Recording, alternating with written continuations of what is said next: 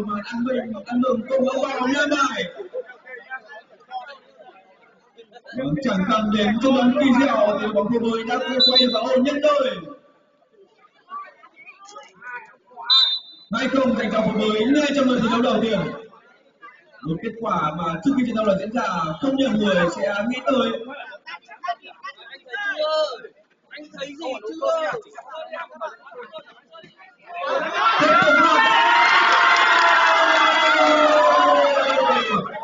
là người đang xảy ra với đội số 10.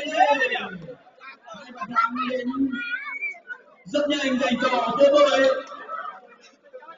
Chúng ta thường nói vui rằng 1 phút khai thác.